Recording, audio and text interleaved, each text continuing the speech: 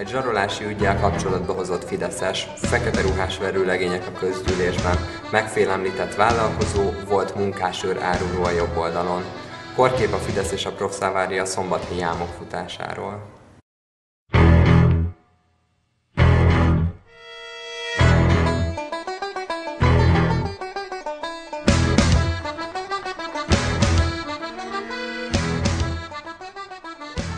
Az alábbiakban egy oknyomozó riportfilmet tekinthetnek meg. Ellátogattunk Szombathelyre, mely immár nem csak gyönyörű főteréről, tiszta utcáiról és vendégszeretetéről híres, de sajnos Magyarországon nem elsőként itt is tanulni lehettünk egy politikai felfordulásnak. Mint ismeretes, Sós József, évtizedes szocialista múlttal rendelkező helyi politikus kilépett az MSZP frakcióból, hogy munkáját a Fideszhez köthető Proxavária Egyesület színeiben folytassa. Ennek a felfordulásnak a részleteiről kérdeztük a helyi politikusokat.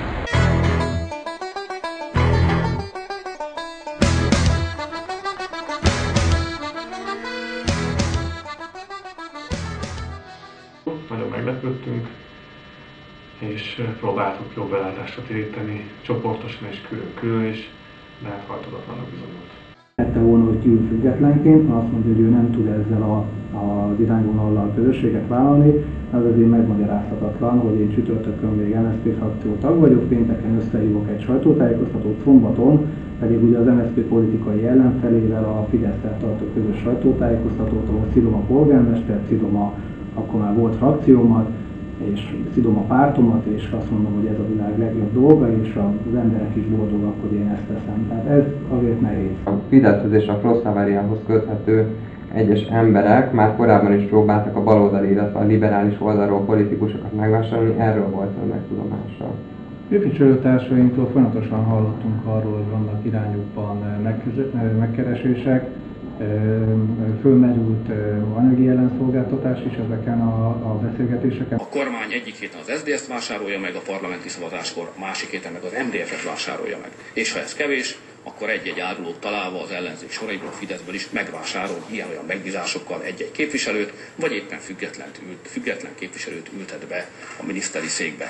Na ebből változás nem lesz. Egyes napirendi pontokhoz kapcsolódó szavazások előtt még fenyegetések is elhangzottak. A MSZP-sek ismerték őt, mint annó munkásőr, meg régi MSZNP tag.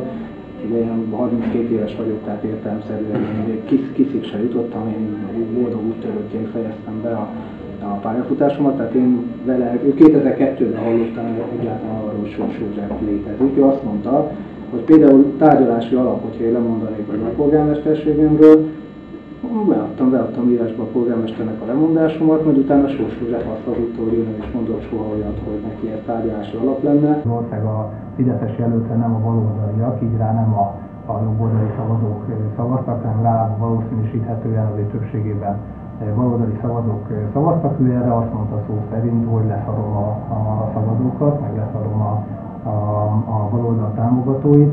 Sós József a héten nem volt hajlandó találkozni velünk, elmondása szerint 5 perce sincsen, így telefonon kérdeztük őt átlépésének okairól és munkásőr múltjáról. Ugye az alapvető problémám költségvetéssel az volt, hogy a bevételi oldalon nagyon gyenge. Elő volt terjesztve szeptemberben egy 26%-os mértékű távfőszolgáltatási díjemelés. Ő, mint a felügyelőbizottság elnöke, a bizottságával szakmai alapon ezt elfogadtatta. De a közgyűlésben már nem szavazta meg, arra való hivatkozással, hogy ő most egy más többséggel van együtt, és velük kell szavaznia. Csak ez a döntés például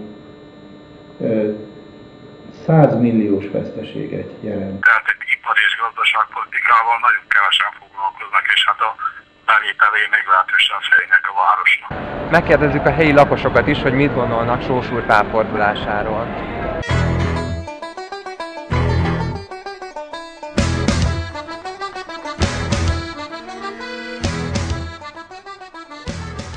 Nekem az egy véleményem van, hogy az egész politikát úgy, ahogy van, fel kellene robbantani. Választói körben pedig hát most azt mondom, komolyan mondom, mindenféle túlzás nélkül rengeteg gratulációt kaptam. Részemről nem örültem. Nem? Nem. Mert valahogy úgy érezték a választók is, hogy valamiféle változás, és ezt a kilépést azt úgy gondolták, hogy ez a változás az egyenlő, ami én is azt gondolom, hogy így van. Értem, akkor örömmel fogadta ezt a átlépést végül Hát is. mondjuk olyan túlságos örömmel nem. Szombathely egy konzervatív, polgári keresztényváros. A Proszlavária Egyesület minden vonatkozásban ezeket az értékeket képvisel. Egyes hangok szerint a Fidesz és a Proszlavária Egyesület korábban próbált baloldali és liberális politikusokat megvásárolni. Ön hallott erről a pletykáról, és hogy önnel próbálkoztak esetleg korábban? Hát most én azt gondolom, hogy ilyen nincsen, én azt hiszem, hogy a meggyőződés alapján működnek ezek a dolgok. Sorsa az a véleményem, hogy jelentkezett a Proszlaváriába, ezt az Egyesület még nem tárgyalta meg, és inkább hozzánk jöjjenek, mert mi szívesen fogadunk bárkit. Én úgy lettem munkásőr, hogy az egyetem elvégzése után én tartalékos tisztként működtem. Volt is akkor a munkásőrség megkeresett, párton kívül voltam egyébként a megyében talán egyedül, hogy szükségük van szakemberre átmennék. A felvételek készítését ezen a ponton meg kellett szakítanunk, mert megjelent Marton Zsolt, a Fidesz frakció vezetője. Mikor megtudta, hogy Sós Józsefről forgatunk, rendőrt hívott. De rajtunk kívül más is megtapasztalhatta a helyi jobboldal demokratikus értékrendjét. Ön vállalkozóként korábban jó kapcsolatot ápolt a helyi Fidesz egyes vezetőjével. Mi történt azóta?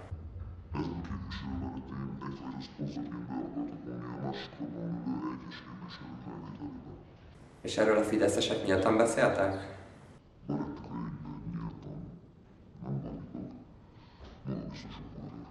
De ön, ha jól értem, nem volt nyitott erre.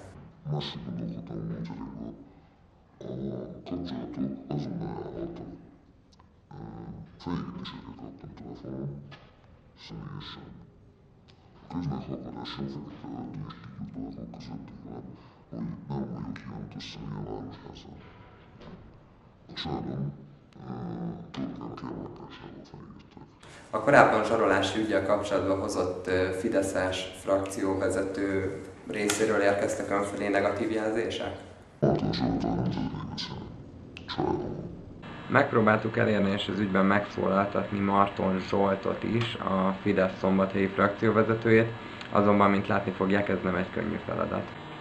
Üdvözlőben segíthetek? Jó napot kívánok! Én egy telefonszámot szeretnék megtudni. A cím az 9700 Szombathely, Szent Márton utca 10.